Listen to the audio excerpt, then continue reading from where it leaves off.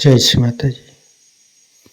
परम पूज्य श्री माता जी कृपा करके सारे विश्व की सभी संतों को परम चैतन्य प्रदान कीजिए। परम पूज्य श्री माता जी आज सारे विश्व की सभी संत एकत्रित हुई है। कृपा करके सभी को ध्यान का सिद्धि प्रदान कीजिए। परम पूज्य श्री माता जी आपके श्री चरण कमल पर कोटि कोटि नमन। कुंडली उठा के बंधन लेंगे।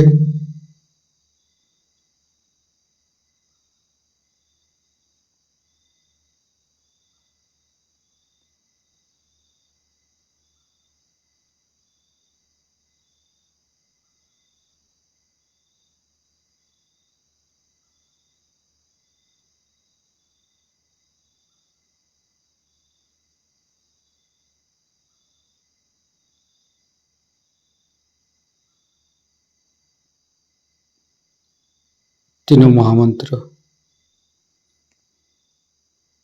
ओम तमेव साक्षात् श्री महालक्ष्मी महासरस्वती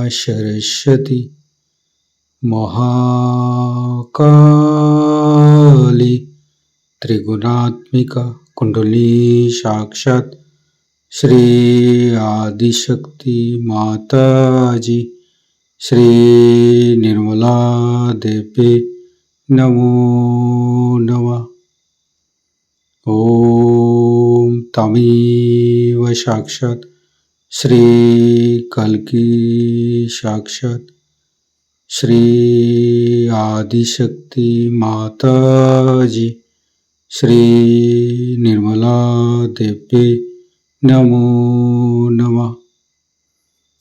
ओम तमेव साक्षात् श्री कल्की साक्षात् श्री सहस्रार स्वामिनी मोक्ष प्रदायिनी माता जी श्री निर्मला देवी नमो नमः। गणेश मंत्र। ओम तमेव साक्षात् श्री गणेश साक्षात् श्री आदिशक्ति माता जी श्री निर्मला देवी नमो नमः। दोनों हाथ खोल के श्री माता जी के सामने बैठेंगे। माँ के बिंदी को देखते रहेंगे। मन में ध्यान का स्थिति लेके आएंगे। मन में अच्छे अच्छे भाव अच्छे अच्छे चिंता लेके आएंगे।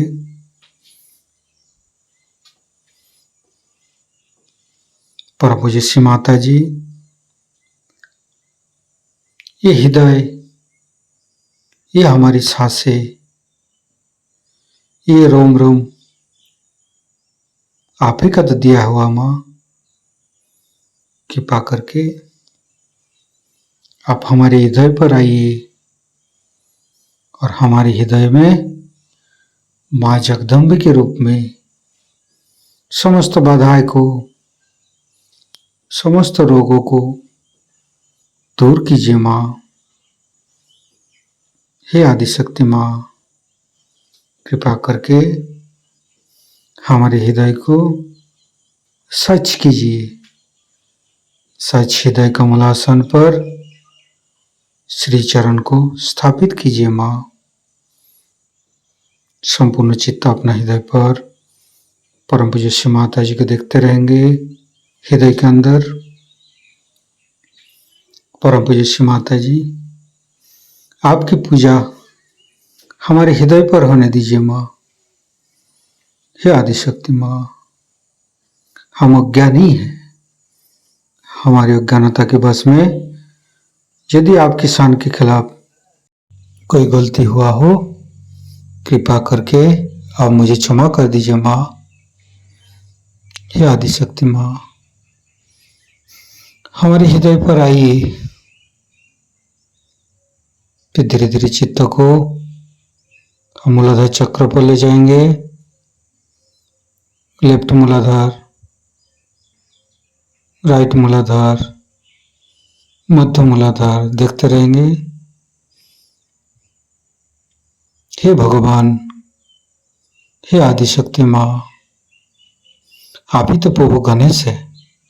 कृपा करके हमारे शरीर की तीनों नाड़ी, सातों चक्र के अंदर समस्त दोषों को, समस्त रोगों को, समस्त बाधाओं को दूर कीजिए माँ। हे परमपिता परमेश्वर, हम कभी अतीत में चला जाते, कभी भविष्य में चला जाते, हमें मध्य में स्थापित कीजिए, हमें वर्तमान में स्थापित कीजिए माँ। संपूर्ण चित्त शरीर के मध्य भाग पर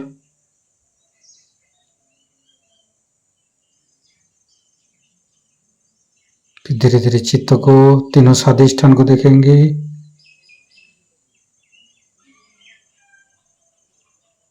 तीनों नाभि, लेफ्ट, राइट, मध्य। श्री माता जी, आप ही तो संतोष प्रदान करते हैं। कृपा करके हमें संतोष प्रदान कीजिए, हमें उदार बनाइए। फिर धीरे धीरे चित्त को लेफ्ट हृदय, आदिशक्ति माँ, आपकी परम कृपा में हम शुद्ध आत्मा है। कृपा करके हमारी आत्मा को परमात्मा के साथ जोड़िए माँ। हे आदिशक्ति माँ, आप ही तो शिव पार्वती है। कृपा करके हमारे बाएं हृदय पर आइए और हमारी आत्मा को परमात्मा के साथ जोड़िए। धीरे धीरे चित्त को राइट हृदय, परम पूज्य श्री माता जी, आप ही तो सीताराम जी है। कृपा करके हमारे राइट हृदय पर आइए और हमें मर्यादा प्रदान कीजिए, हमें मर्यादित बनाइए। श्री सीताराम बार बार करेंगे।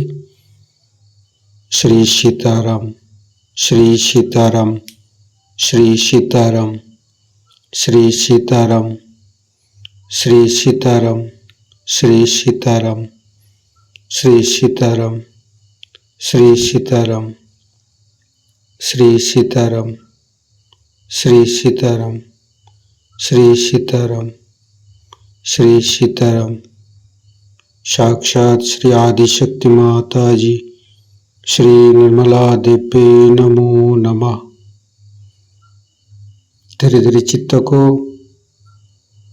मध्य हृदय, परम पूज्य श्री माता जी, कृपा करके हमारे मध्य हृदय पर आइए और हमें साहसी बनाइए। फिर संपूर्ण चित्त, तीनों विशुद्धि, लेफ्ट विशुद्धि, राइट विशुद्धि, मध्य, परम पूज्य श्री माता जी, कृपा करके हमारी गला में माधुर्य प्रदान कीजिए माँ। श्री माता जी, आप ही तो राधा कृष्ण है। कृपा करके हमारे गला पर आइए। फिर धीरे धीरे चित्त को फ्रंट आज्ञा, परम पूज्य श्री माता जी, हमें क्षमाशील प्रदान कीजिए। जीसस मेरी माता मंत्र लेंगे।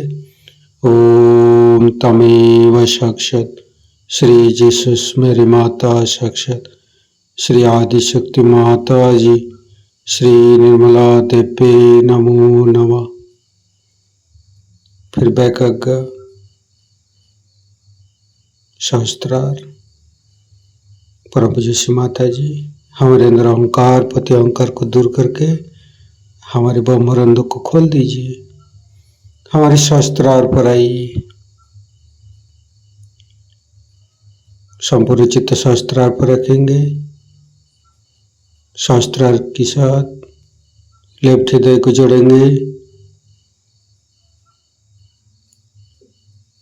फिर राइट हृदय के साथ शास्त्रार को जोड़ेंगे, फिर मध्य हृदय के साथ जोड़ेंगे, फिर संपूर्ण चित्त शास्त्रार पर रखेंगे। परम पूज्य श्री माता जी हमारे ऊपर ऐसी कृपा कीजिए ताकि आपकी अमृत वाणी को हम शास्त्रार से ग्रहण कर सकें। संपूर्ण चित्त शास्त्रार पर परम पूज्य श्री माता जी को अमृत वाणी हम शास्त्रार से ग्रहण करेंगे। सत्य को खोजने वाले आप सब साधकों को हमारा नमस्कार। सत्य के बारे में एक बात जान लेनी चाहिए कि सत्य है वही है, वो हम बदल नहीं सकते, अपनी कल्पना से उसे बांध नहीं सकते और इस मनुष्य स्थिति में हम उसे जान भी नहीं सकते। अगर हम उस सत्य को जानते होते तो वो एकमेव है, एब्सोल्यूट है। उसके बाद हम लोगों में इतना तनाव, इतना झगड़ा और इस कदर की नासमझी कभी ना थी। सब संतों ने, चाहे वो हिंदुस्तान में हो चाहे किसी और प्रदेश में हो, सब ने सत्य को जाना था और सब ने एक ही बात कही थी।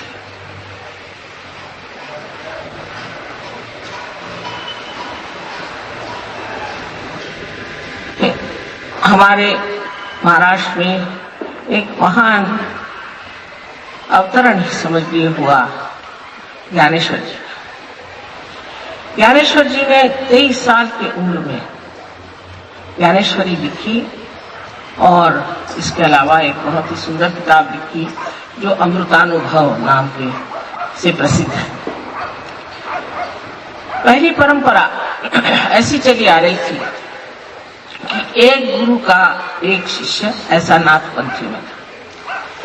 एक तरफा भक्ति मार्ग था, दूसरी तरफा लोग या वेद वगैरह पढ़ते थे, पर जहां पर आत्मबोध की बात होती थी वो नाथपंथियों ने कार्य इस महाराष्ट्र में की। जैसे मच्छिंद्र नाथ है, गोरखनाथ है। और उस वक्त यही परंपरा थी कि एक गुरु के एक ही शिष्य होने चाहिए।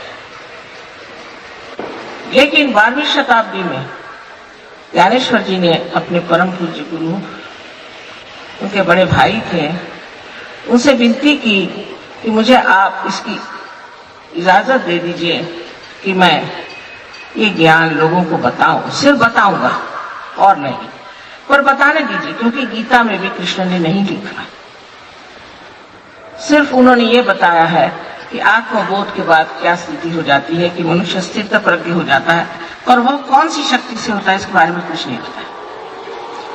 इसलिए उन्होंने जब बहुत विनती की तो उनके गुरु ने उनको कहा, अच्छा ठीक है, आप लिख सकते हैं। तो 6वें अध्याय में उन्होंने लिखा कि कुंडलिनी के जागरण से ही आपको आत्मबोध हो सकता है। वैसे तो 6ठी शताब्दी में आदि शंकराचार्य और 14 वर्ष पहले मार्कंडेय आदि लोगों ने भी कुंडलिनी का वर्णन किया होता, कुंडलिनी के बारे में बहुत कुछ लिखा था। किंतु बाद में जो लोग धर्म के अधिकारी थे उन्होंने ये बात पसंद नहीं की। उन्होंने कहा कि ये 6ठा अध्याय निषिद्ध है, इसको पढ़ने की जरूरत नहीं, क्योंकि कुंडलिनी के बारे में कोई जानता ही नहीं था। जो लोग आत्म साक्षात्कारी थे, पहुंचे हुए लोग थे, जो सदगुरु थे, उन्होंने सबने कुंडलिनी की बात की। अब हम लोगों को साइंस का चस्का पड़ गया, साइंस के सहारे हम लोग चल रहे हैं। साइंस भी अच्छी चीज है, कोई बुरी चीज नहीं है, पर साइंस के सहारे चलने वाले लोग हमेशा अति पे उतर जाते हैं, और इसीलिए जहां जहां साइंस बढ़ गया वहां वहां यही सोचा गया कि इससे कौन सा बॉम्ब बनाया जाए। कोई सी भी ऐसी अतिक्रम करने वाली क्रियाएं अगर घटित होती हैं तो सोच लेना चाहिए कि इसमें संतुलन नहीं, क्योंकि अतिक्रमण हो गया। इसलिए आज सारे संसार में एक प्रश्न खड़ा हुआ है कि आखिर हम लोग इस संसार में आए क्यों और किस लिए हमें ये मनुष्य जन्म मिला। इसका भी कोई अर्थ होता है कि बस हम मनुष्य हैं और इसके बाद कुछ भी नहीं आगे। ऐसा तो हो नहीं सकता। इस मनुष्य मात्र के लिए तो बहुत कुछ लिखा गया है कि बड़ा आपने पुण्य किया जो आप मनुष्य हो गए, बड़ी आपकी महत्ता थी जो आप मनुष्य हो गए। आखिर इस मनुष्य जाति का क्या विशेष रूप है, इसका क्या अर्थ है, ये जो हमारा मनुष्य जीवन है इसकी क्या कीमत है, इसको हमने आंका नहीं। हम इसको समझ नहीं पाते कि ये कितनी महत्वपूर्ण चीज है जो हमें मनुष्य का जीवन मिला है, और ये मनुष्य का सब देह और मनुष्य की ही बुद्धि जो हमारे अंदर आज है। तब इंसान जरूर सोचता है कि अगर ये इतनी महत्वपूर्ण चीज है और मनुष्य के अंदर इतनी बड़ी स्थिति है तो फिर वो इस तरह मूर्खता क्यों करता है, ऐसे लड़ता बिगड़ता क्यों है, आपस में काट पीट करके संहार क्यों करता है। ये प्रश्न भी ठीक ही है, क्योंकि हमें स्वतंत्रता दी गई।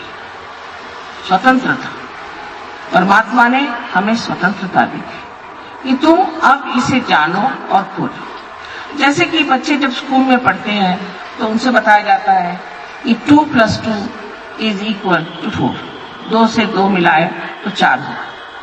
लेकिन जब वो कॉलेज में जाते हैं तब उनसे कहा जाता है अच्छा तुम ही सीखो, तुम इसका रिसर्च करो, तुम इसका पता लगाओ, जिससे उन्हें प्रगल्भता आए। क्योंकि जो स्वतंत्रता हमें मिली है उसे हम किस प्रकार उपयोग में लाते हैं ये बहुत आवश्यक है। हम इस स्वतंत्रता का उपयोग कहाँ करते हैं। कोई काम करने लग जाए तो उसे अतिक्रमण में ले जाते हैं, कोई न चीज अतिशय में चली जाती है। कभी कभी हम अपना ही बहुत नुकसान करते हैं, कभी कभी हम दूसरों का बहुत नुकसान करते हैं। तो इसलिए तो मनुष्य जीवन बना नहीं। मनुष्य जीवन जिसलिए बना है वो एक अति सूक्ष्म बात है, इसे सबको समझ लेना चाहिए। अगर हम बात कह रहे हैं जो भी उस पर शंका आपको हो तो ठीक है, किंतु एक सोच लेना चाहिए कि जैसे साइंस में एक हाइपोथेसिस, एक धारणा दी जाती है, उसको फिर देखा जाता है कि ये ठीक है या नहीं, उसमें प्रयोग करके देखा जाता है कि ये ठीक है कि नहीं। अगर वो देखा गया कि हाँ ये ठीक है तब उसे कायदा कहा जाता है, लॉ कहा जाता है। इसी प्रकार अपने दिमाग को आप लोगों को थोड़ा खुला रखना चाहिए। पर यह अनादिकाल से ही मनुष्य का दिमाग कुछ इस मामले में कुंद है। वो अपने को बहुत जरूरत से ज्यादा समझदार समझता है और इसी कारण उसका बड़ा नाश हुआ है। मैं किताब आजकल पढ़ रही थी जो थॉमस ईसा मसीह का शिष्य था, उसने लिखी, और उसने एक बड़े भारी बर्तन में बंद करके, सील करके, और इजिप्ट में, हिंदुस्तान में आते वक्त गाड़ दिया। वो अब करीबन 50 साल पहले खोला गया और उसमें देखा गया कि क्या बातें लिखी गई हैं। उसने कहा कि ये बातें ग्नोस्टिक्स की है। ग्नो शब्द जो है हम जानते हैं संस्कृत में या हिंदी में मतलब ज्ञान। ज्ञान जो कि किताबों से नहीं मिलता, लेकिन जो अनुभव से मिलता है, जो अनुभव सिद्ध है, जो प्रमाण सिद्ध है, वो ज्ञान, इसकी बात उन्होंने की। किंतु उन्होंने गाड़ क्यों दिया? सोचने की बात है कि ऐसी सुंदर किताब उन्होंने गाड़ क्यों दी? क्योंकि उस वक्त के जो लोग धर्म के शासक थे उन्होंने ये कहा कि ये लोग तो झूठे हैं, इनके पास कोई नॉलेज नहीं है और कुछ भी नहीं है और ये सब झूठी बात कर रहे हैं। और इस तरह से उनको सताया गया और जैसे अंग्रेजी में उसे कहते हैं हेरेटिक्स। उनको कहा कि ये हेरेटिक्स है और ब्लास्फेमी है, यानी परमात्मा का इसमें बदनामी है। और इस तरह से बातें करके, और उन्होंने वो किताबें बिल्कुल पढ़ने से सुनने से सबको मनाही कर दी। इसलिए थॉमस ने वो सब किताबों को लेकर के और गाया। आज वो किताबें मिली है, उपलब्ध है, और उस किताबों से आप जान सकते हैं कि सहयोग की बात ही उन्होंने करी है। सारी बात सहयोग की करी है, और सहयोग जो है हमारे देश में अनादिकाल से ही चला है। नानक साहब ने कहा है सहज समाधि का। कौन ऐसा संत हो गया इसने सहज की बात नहीं की? लाओ त्से को देखिए तो वही बात करता है, सोक्रेटिस को देखिए तो वही बात करता है, पर हम लोगों ने जैसे अपनी आंखें बंद ही कर ली है। इसीलिए कबीर ने कहा है कैसे समझाऊं सब जगन। अब हमारे अंदर ये कलयुग की जो प्रक्रिया है बहुत जबरदस्त वर्तमान में चल रही है, और ये प्रक्रिया इस तरह की है कि न जाने कितने तरह तरह के रोग बीमारियां उत्पन्न हो गई। ऐसी ऐसी बीमारियां उत्पन्न हुई हैं कि जिसका कोई अर्थ नहीं निकलता। हम लोग पहले सोचते थे कि जो आदमी बहुत कार्यशील है और बहुत कार्य करता है वो आदमी विशेष रूप से एक बड़ा महान आदमी है। लेकिन अब देखा गया कि जो आदमी हर समय सिर्फ काम ही में लगा रहता है वो भी अपने चेतन मन को, कॉन्शियस माइंड को इतना इस्तेमाल करता है कि उसका चेतन मन ही थक जाता है। इसके बारे में मैंने 8-10 साल पहले अमेरिका में बताया था, किसी ने सुना नहीं, वो आज बात सत्य में आ गई। तो ऐसे लोगों का यह हाल है कि उनका चेतन मन कार्यान्वित नहीं हो सकता। समझ लीजिए हम इसे पकड़ना चाहें तो पकड़ सकते हैं, वो अनजाने में, स्पॉन्टेनियसली, सहज में। किंतु अगर हम जान के चाहे कि हम अपना हाथ बढ़ाएं तो हाथ भी नहीं उठेगा, पैर भी नहीं उठेंगे। और जिस तरह से कोई एक मछली हो जिसकी हालत उसके हाथ चलते नहीं जमीन पर, उसी प्रकार ये मनुष्य, उसको लोग उठा के जिस तरह से एक मछली को उठा करके इधर से उधर करिए उसे करते हैं। इसके अनेक नाम हैं, लेकिन इसको वहां पर इक्विस डिजीज कहते हैं कि जो बहुत काम करने वाला आदमी है उसकी क्या दुर्दशा। यह किसी ने कभी सोचा भी नहीं था कि इस तरह के भी रोग संसार में आ सकते हैं। फिर और भी रोग है जैसे एड्स है और कैंसर है, इतने ही तरह के रोग हैं जिनका कोई इलाज नहीं। जो भी इलाज होते हैं बाहर से होते हैं, और इस बाह्य के इलाजों से आदमी का फायदा नहीं हो सकता। जैसे कि एक पेड़ है, वो अगर बीमार हो गया तो उसके पत्तों पे अगर आप कुछ दवाइयां लगाइए तो उसका फायदा तो हो नहीं सकता। उसको जड़ से आपको कुछ न कुछ देना चाहिए, और सहज योग ये जड़ का ज्ञान है, the knowledge of the roots. और उसलिए आपको सूक्ष्म होकर के अपनी जड़ों में उतरना चाहिए, और जब ये जड़ें आपकी प्लावित हो जाए, नरिश हो जाए, तो आप हठात अच्छे हो जाते हैं। कोई मैं करती हूँ या कोई और करता है, ऐसी बात नहीं। ये आपकी कुंडलिनी ही, जिसके बारे में अभी डॉक्टर साहब ने बताया, ये कुंडलिनी ही ये कार्य को करती है, और इतना चमत्कार पूर्ण है कि देखकर आश्चर्य होता है कि ये कैसे हो गया, ये कैसे हो रहा है। इतनी इसमें बातें हो जाती हैं कि आदमी आश्चर्यचकित होता है। बहुत आश्चर्य की बात है। इस पर मेरा लेना देना कुछ नहीं बनता। ये आपकी कुंडलिनी है, ये आपकी माँ है, और आपके सबके अंदर ये स्थितकर है। अगर हम ये कह रहे हैं कि है, तो इसमें झगड़ा करने की कौन सी बात है। अगर ये आपके अंदर धन है, इसे प्राप्त करें और इसका उपयोग करें, इसको इस्तेमाल करें अपने अंदर। इतना ही नहीं, पर दूसरों का भी आप लाभ कर सकते। मैं कल आप लोगों को इसके बारे में बताऊंगी कि आत्मा क्या चीज है, क्योंकि आज तक आत्मा के बारे में कोई किसी को बता नहीं पाया। कौन बता सकता है? कोई सुनने वाला तो हो। कृष्ण ने भी एक अर्जुन को, वो भी युद्ध के मैदान में बताया कि जिससे और कोई न सुन सके। समझने वाले कम हैं, जानने वाले कम हैं, और इतना बड़ा भंडार इस देश में है। ये तो आपका पूरा हेरिटेज है, वारसा। इसको आप क्या कर रहे हैं? इसके और आपकी नजर क्यों नहीं? आप क्यों सोचते हैं कि परदेश में ही बड़ा कुछ अच्छा है, सब वहीं से गुड़ाने के हैं? आप लोग अभी बाहर गए नहीं इसलिए ऐसा सोचते हैं, हम तो रहे आए तो भर पाए। वहां के इंसान इस कदर बचकाने विक्षिप्त हैं कि आप देख सकते हैं कि हम लोग उनसे कितने अधिक प्रौढ़ प्रगल्भ हैं, मैच्योर्ड है। अभी वो एलिजाबेथ टेलर की शादी, उसकी 8वीं शादी, उसको हनीमून जाते वक्त देखने के लिए हजारों लोग वहां पहुंच गए और उसके ऊपर में 10 हेलीकॉप्टर टहल रहे थे और ऊपर से वो पैराशूट नीचे गिर रहे थे, कुछ आदमियों पे, कुछ पेड़ों पे, बड़े एक्सीडेंट्स हो गए। ऐसा पागलपन आपने कहीं सुना? हाँ, हो सकता है हमारे मेले वेले लगते हैं, वहां लोगों को कुछ ही कारण से जाती है, तो नहीं कि किसी 8वीं शादी हो रही तो उसके हनीमून में देखने जाते। एकदम बचकाना पर। बच्चे भी अपने यहाँ समझदार, उन्होंने क्या पाया? सिर्फ ये कि मशीनें चलाने जानते हैं, इसका ये तो मतलब नहीं कि वो प्रगतिशील। एक प्रगति बाह्य को होती है और एक प्रगति अंदर होती है। अपने देश में इसकी प्रगति अंदर हुई है और बहुत कुछ हो चुकी है, लेकिन हम लोग इस कदर अभिभूत हैं और बाहर की चीजों से, बाहर के विचारों से, बाहर के कामों से कि हम अपनी चीज को पहचाना नहीं चाहते। अभी डॉक्टर साहब ने जैसे बताया, दिल्ली यूनिवर्सिटी ने 3 डॉक्टरों को एमडी की पदवी दी है उनके रिसर्च पे सहयोग की।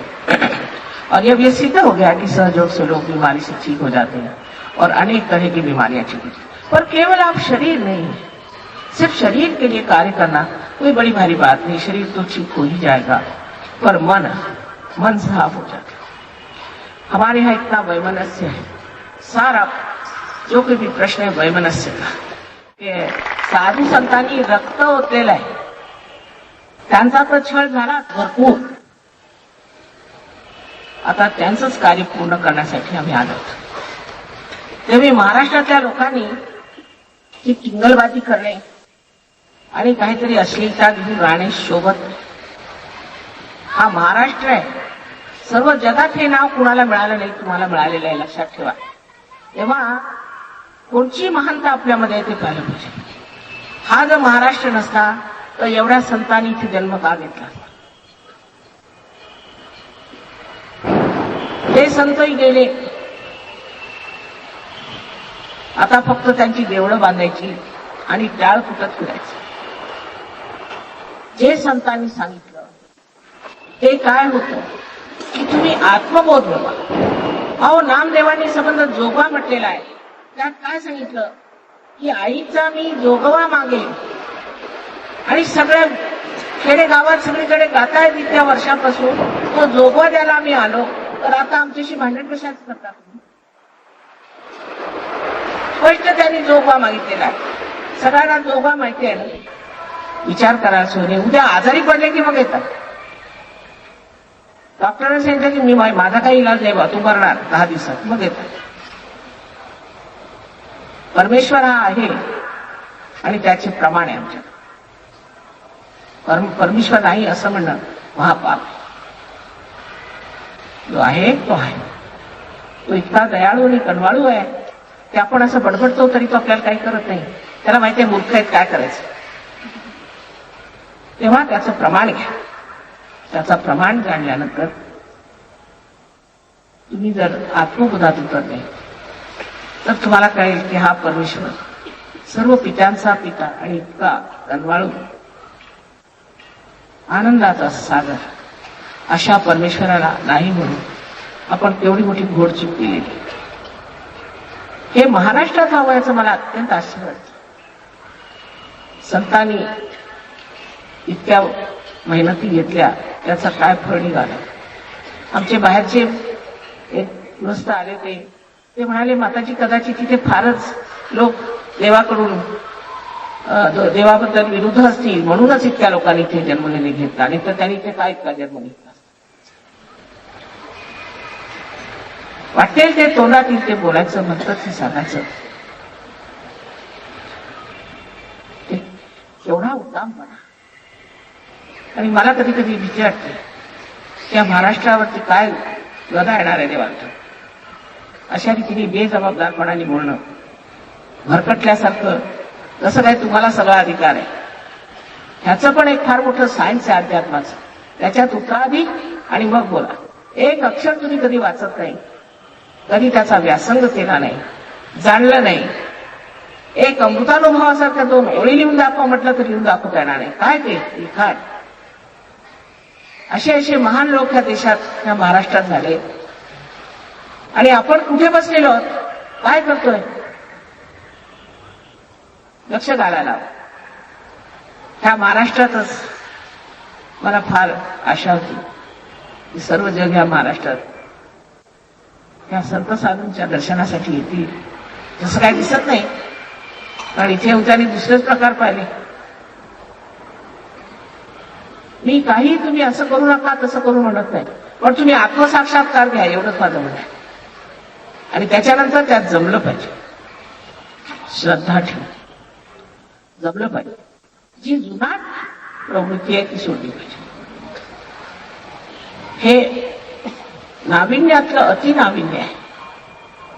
त्यात उतरल्यावर तुम्हाला लक्षात येईल की तुम्ही काहीतरी विशेष आहात. विशेष आहात म्हणूनच या महाराष्ट्रात जन्माला आलात. आणि ते विशेष काय ते मिळवलं पाहिजे. काहीतरी असामान्य असल्याशिवाय तुम्ही या महाराष्ट्रात जन्माला आला. पण तुम्ही सगळं स्वतःविषयी विसरलं. तुमच्या लक्षातच येत नाही की तुम्ही या महाराष्ट्रात जन्माला का. विचारच तुम्ही करत नाही. थोडासा जर स्वतःच्या बद्दल विचार केला, आपल्या गौरवाबद्दल, तर आपल्या लक्षात येईल की या महाराष्ट्रात जन्म आलेला मनुष्य वाया जाण्यासाठी आलेला नाही, दारू पिऊन जिमून रस्त्यात पडण्यासाठी आलेला नाही. पण आश्चर्याची गोष्ट आहे की त्या दिल्लीला, इथे म्हणजे मला मुळीच अशा नाराजी हो, त्यासाठी काही मेहनत नको, काही त्याग नको, काही नको. तुम्ही जिथे आहात तिथे जसे आहात तसेच ही प्रक्रिया घडते. सुरुवातीला मला सांगायचं म्हणजे असं की ह्याच्यात 3 अटी आहेत. I would like to say that there are 3 conditions for kundalini awakening. आपसे कहना चाहती हूं कि 3 शर्तें हैं कि जिससे कुंडलिनी का जागरण होता है. एक के बाद एक आपको मैं वो शर्तें बता दूं. कोई कठिन नहीं. पहली तो शर्त यह है कि आप वो सबको आत्मविश्वास होना चाहिए कि आप आत्मबोध को प्राप्त हो, आपको आत्म साक्षात्कार मिलेगा. किसी प्रकार की भी न्यूनता जो आपके दिमाग में बनी, क्योंकि आधे दिन लोग यही कहते रहे कि तुम पापी हो, तुमने ये पाप किया, तुमने वो पाप किया, तुम्हारी माँ मर गई, ये गाय दे दो तो तुम्हारे माँ के पाप छूट जाएंगे. यही सब धंधे होते हैं ना.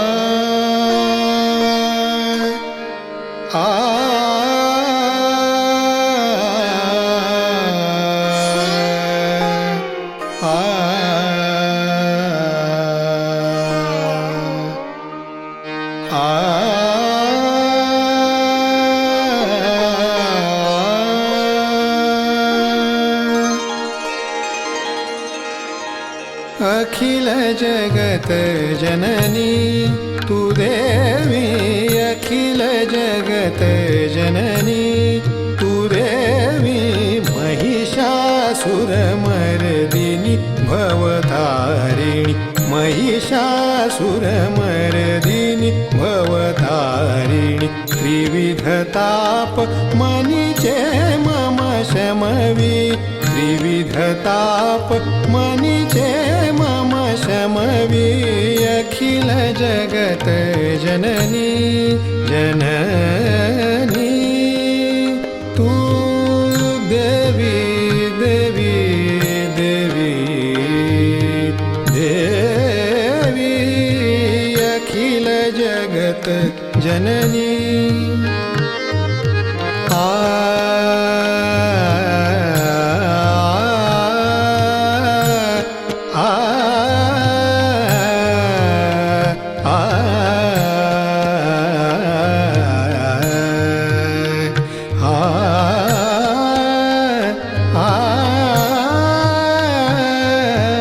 अखिल जगत जननी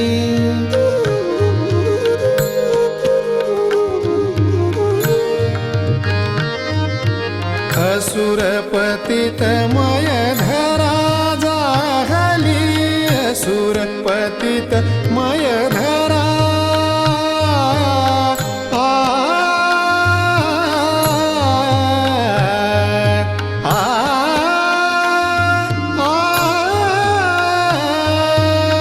सुरपतित मय धरा जाहली,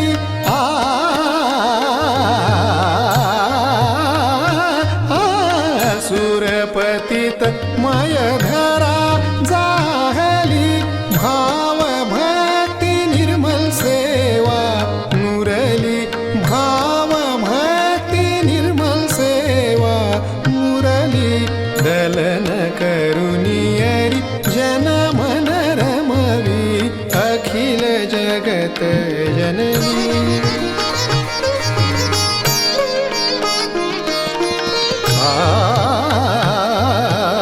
अखिल जगत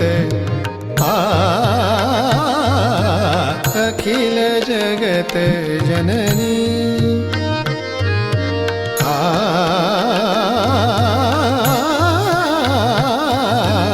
अखिल जगत जननी तू देवी, अखिल जगत जननी, अखिल जगत जननी, अखिल जगत जननी तू देवी।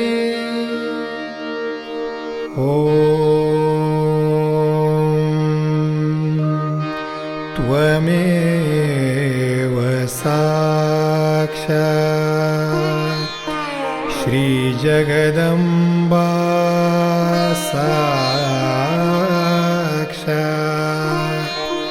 श्री आदिशक्ति माताजी,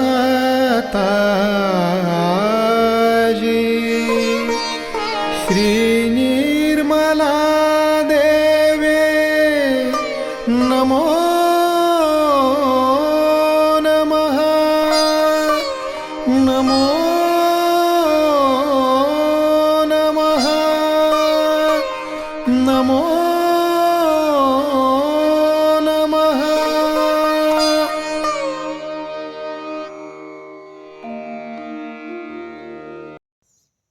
संपूर्ण ध्यान का स्थिति, निर्विचारिता का स्थिति, इस स्थिति पर परम पूज्य श्री माता जी का परम चैतन्य अनुभव करते हुए